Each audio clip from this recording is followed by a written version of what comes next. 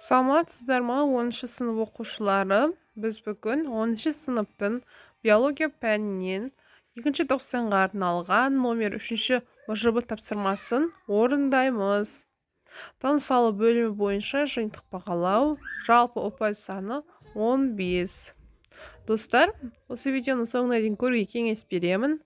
Және де соңына дейін көріп, ұнаса біздің видеоға лайк басып, біздің каналға жазылуды ұмытпаңыздар. Бұл біз үшін өте маңызды. Сұрақтарға оралайық. Бізде бар жоғы 5 сұрақ беріледі. Бірінші сұрақ АТФ-ті макроэнергиялық байланыстарға жатуының себебі неде? АТФ негізгі энергия көзі болып табылады. 2. Глюкозаның оттексіз ыдыраудың басқаша атауы бұл бізде глюколиз болып табылады. Яғни глюкоза, глюколиз деп жаттасаңыздар болады. 3. Сәйкесін тап дейді. Яғни кесте берілген, осыны сәйкестендіруіміз қажет. Бізде қарап тұрсақ, тыныс алу, яғни оттекті оттексіз берілген, және соның сипаттамасын сәйкестендіруіміз қажет. Бізде оттекті бұл бізде аэробты, яғни 1-2 деп жазамыз.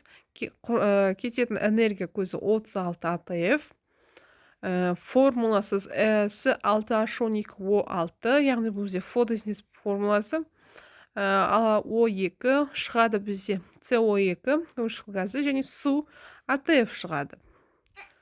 Сипаттамасына тоқталар болсақ, бұл Кребс цикліне жатады. Екінші бізде оттексіз тыныс алу, бұл бізде анаэробты тыныс алуға жатады. Кететін энергия көзі 2 АТФ, формуласы С6H12O6. Яғни тең айырылғанда бізде шығады С3H6O3 шығады. Яғни бізде бұлай болады. Бізде оттекті ол біріншіге 2, 3, 6, 8 жатады. Екінші оттексізге, яғни бізде 1, 4, 5, 7 жатады. Келесі тапсырма, бірінші тапсырма. Энергетикалық алмасудың кезеңдері дейді. Бірінші, энергетикалық алмасудың негізгі 3 кезеңі бар. Ол дайындық кезеңі, оттексіз және оттекті кезеңдер.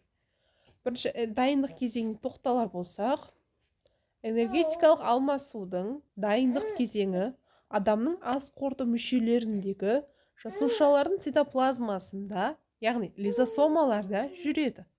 Бұл кезеңде күрделі ағзалық қосылыстар ас қорты ферменттерінің әсерінен қарапайым қосылыстарға ыдырайды. Бұл кезеңде аз мөлшерде бөлінген энергия қоршаған ортаға жылу күйінде таралады. Екінші, бұл оттексіз, яғни анаэробты кезеңі. Энергетикалық алмасудың оттексіз кезеңі жасушалардың цитоплазмасында жүреді. Дайындық кезеңде түзілген қарапайым ағзалық қосылыстардың одан әрі ыдырауына оттегі қатыспайды. Энергетикалық алмасудың бұл сатысын кейде ашу кезеңі деп те атайды. Үшінші, энергетикалық алмасудың оттекті кезеңі аэробты. Жасушалардағы митохондрияларда жүреді. Ферменттер мен оттектің қатысуымен өте күрделі химиялық реакциялар тізбегі жүргізуде энергия едәуір көп мөлшерде бөлінеді. Соңғы сұрақ, Кребс циклінің процестерін сипаттайтын дұрыс тұжырымды таңдаңыздар дейді. Яғни бізде қарап тұрсақ 6 тұжырым берілген.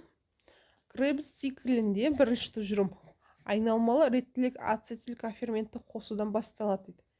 Яғни бізде бұл жерде дұрыс тұжырымды шығаруымыз қажет. Бұл бізде екінші тұжырым.